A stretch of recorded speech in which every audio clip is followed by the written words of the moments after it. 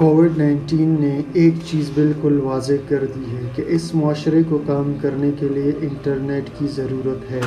اس وبائی مرض کے دوران سبزی خریدنے کے لیے، کام کرنے کے لیے، بچوں کو تعلیم دینے کے لیے، طبی دیکھ بھال کرنے کے لیے، خبروں تک رسائی کے لیے اور تفریح کرنے کے لیے انٹرنیٹ بہت اہم رہا ہے۔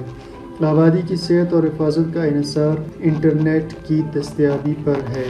جنوری 2019 کے بعد سے انفرادی امریکیوں کی یومیہ براڈ بینڈ استعمال میں 3 GB کا اضافہ ہوا ہے، یعنی ہر آدمی پہلے کے مقابلے میں ڈیلی 3 GB زیادہ استعمال کر رہا ہے، جو کہ 90 گھنٹے انٹرنیٹ براؤز کرنے کے لیے کافی ہوتا ہے یا 1 گھنٹے تک HD فلمیں دیکھنے کے لیے کافی ہوتا ہے۔ تیز رفتار، قابل اعتماد مواصلات کے اس سارے مطالبے نے ممالک پر دباؤ بڑھایا ہے کہ وہ جلد از جلد 5G کی ٹیکنالوجی کو لانچ کریں۔ تقریباً ہر 10 سال بعد نئی وائرلیس موبائل ٹیکنالوجی ابھرتی ہے جو پچھلی نسل میں بہتری لاتی ہے۔ 1G جو 1980 کی دہائی میں سامنے آئی تھی نے صرف وائس کالز کی حمایت کی۔ اس کے بعد 2G جو 1990 کی دہائی میں سیل فون کی حیثیت سے پیدا ہوا تھا، یہ پیغامات کو محفوظ کرنے کے لیے اینالاگ سے ڈیجیٹل اور میسیجنگ کرنے، کال کرنے اور اس میں ٹیکسٹ انکرپشن بھی موجود تھا۔ 1998 میں 3G نے ویڈیو کالنگ اور موبائل انٹرنیٹ تک رسائی کو ممکن بنا دیا۔ 2008 میں متعارف کروایا گیا 4G موبائل ویڈیو کانفرنسنگ اور گیمنگ کے توسط سے HD TV وغیرہ سب کچھ چلانے کی صلاحیت رکھتا تھا۔ آج کل زیادہ تر سیل فون 3G اور 4G ٹیکنالوجی استعمال کرتے ہیں۔ 5G جو 2019 میں جس کا آغاز ہوا، یہ ایک انتہائی تیز رفتار نیٹ ورک ہے اور یہ انتہائی تیز براڈ بینڈ فراہم کر سکتا ہے۔ یہ 4G سے 100 گنا تیز ہوتا ہے، لیکن رفتار اور رابطے سے ہٹ کر 5G میں انتہائی کم تاخیر بھی ہے جس کو ہم لیٹنسی کہتے ہیں۔ لیکن آج ہمارا موضوع بحث یہ ہے کہ کیا 5G نقصان دہ ہے انسانی صحت کے لیے یا نہیں، کیونکہ اب امریکہ میں 5G نیٹ ورک کا استعمال اسٹارٹ ہو چکا ہے اور چند ہی عرصے بعد یہ شاید پوری دنیا کے اندر پھیل جائے گا۔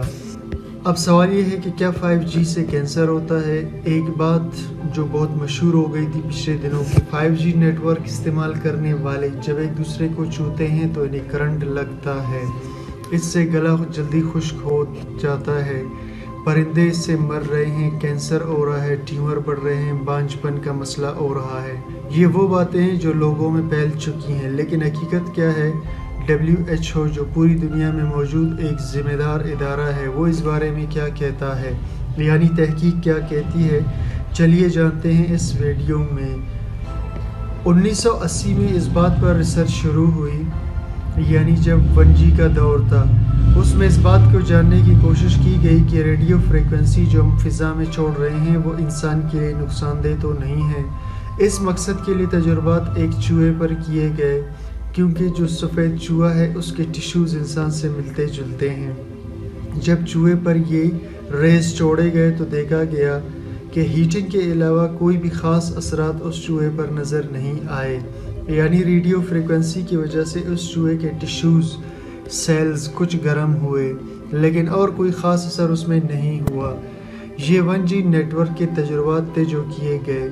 اس کے بعد 2G کی فریکوینسی آئی، بڑھتے بڑھتے 3G 4G تک اور اب 5G تک پہنچ چکا ہے، اور آج کل جو فریکوینسی یوز کی جاتی ہے وہ اس پرانی فریکوینسی سے بہت مختلف ہوتی ہے، یعنی آپریٹرز کو اجازت دیا گیا ہے کہ انہوں نے ایک خاص حد کی فریکوینسی فضا میں چھوڑنی ہے، اس سے اوپر یا نیچے نہیں چھوڑنا۔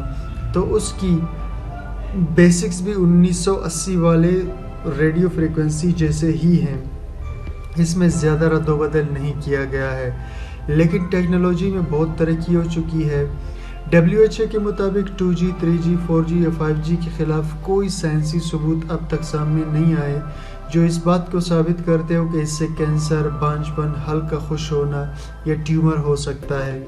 इसके कोई बुरे असरात साबित नहीं किए जा सके, सिवाय इसके कि ज़्यादा देर कान के पास रखने से टिश्यूज़ गर्म हो सकते हैं।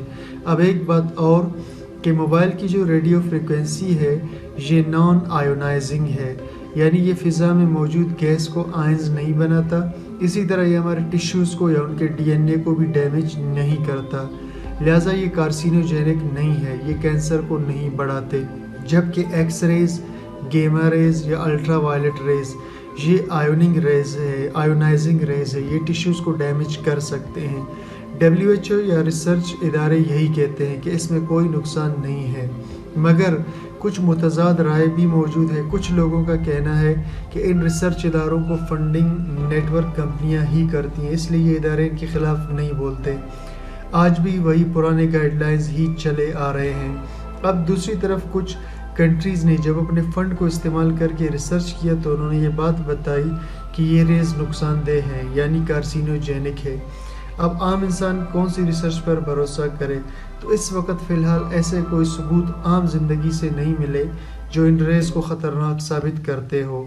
जहाँ तक बात रही करंट लगने की 5G के ट्रायल्स की वजह से, तो ये 5G की वजह से नहीं है, बल्कि ये फ़िज़िक्स का एक बुनियादी उसूल है इलेक्ट्रोस्टैटिक्स का, यानी आयंस के फ़्लो करने की वजह से करंट पैदा होता है। जैसे कि साइंस की किताबों में हमने तजुर्बा देखा है कि कंघी को बालों पर फेरने के बाद अगर कागज़ के टुकड़ों के करीब ले जाए तो कागज़ के टुकड़े उस पर चिपक जाते हैं। ये स्टैटिक इलेक्ट्रिसिटी कहलाता है, इसका 5G से कोई ताल्लुक नहीं है। तो उम्मीद करता हूँ कि आपको ये वीडियो पसंद आई होगी। इसी तरह के और वीडियोस देखने के लिए हमारे चैनल को सब्सक्राइब, लाइक और शेयर ज़रूर कीजिए। Thank you for watching.